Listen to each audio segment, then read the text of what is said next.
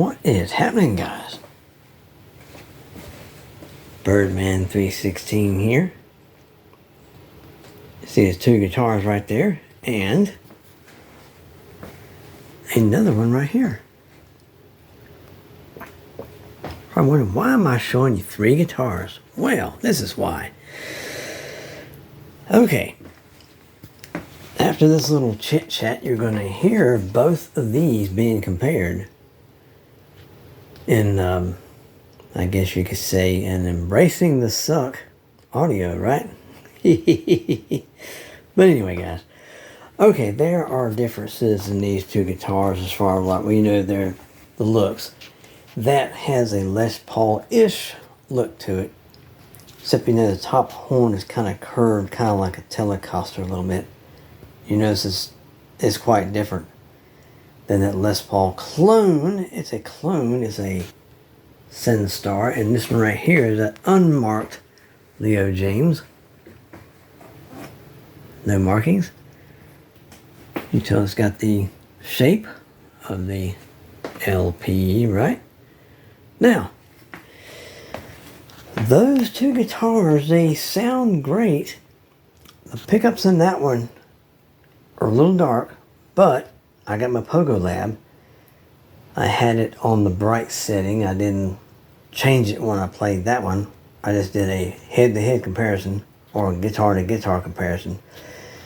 Those pickups are a little bit brighter, but I noticed after filming, I did a little test. You can turn on the flat switch on the Pogo Lab Overdrive, and it sounds a lot like that one with the Pogo Lab on bright.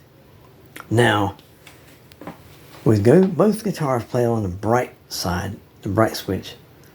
The black one, which is the Keith Urban,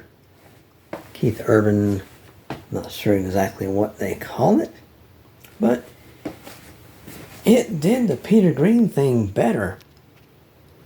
Maybe if I put that one over right there on the dark channel, on the flat side switch, whatever it's called. It's got a bright and flat or something like that. I'm not exactly positive, but if I would put that on the flat section, it probably would have done just as good. It was a little bit bright for the Peter Green thing, but it did it, but not as good as that one.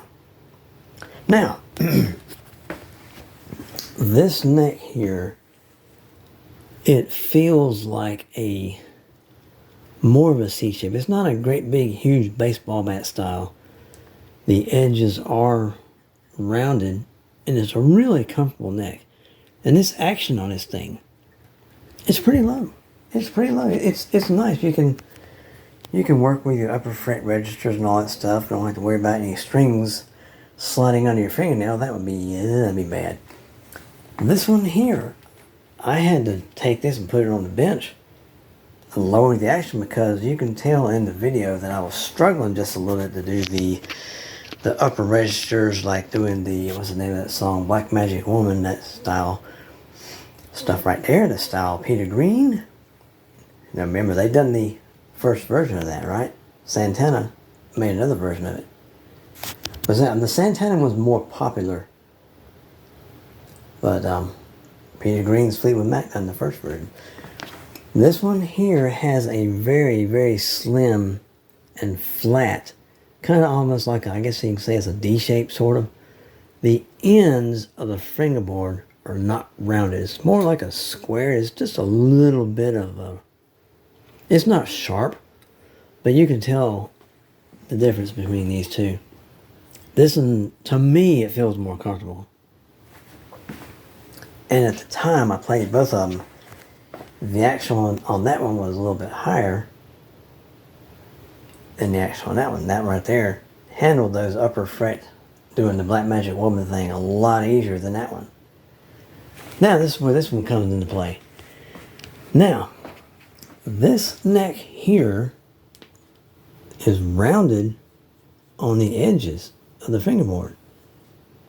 And it's got kind of like a chunky C-style shape or feel to it. This neck here feels very similar to that Keith Urban right there. But the guitar bodies themselves on these two here, you can tell, let me get over this way a little bit. You can tell they are kind of slimline-ish. Slimline-ish Les Paul style guitars. Look at all this binding around this one. Nice. It's really nice. Now this isn't mine. My friend Greg, my racing partner, me, him, and his wife were at this, I think we're at the Hospice market store, thrift store, whatever you call it.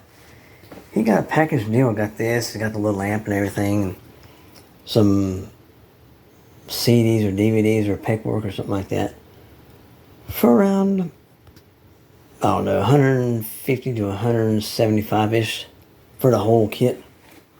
And this guitar is in excellent shape.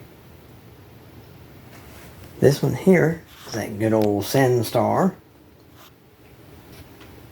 It sounds great. But those pickups in that one are a little bit brighter than those. But this one here, you can tell it's a full, I think it's a full thickness of a Les Paul style shaped object. And this one here has got the binding.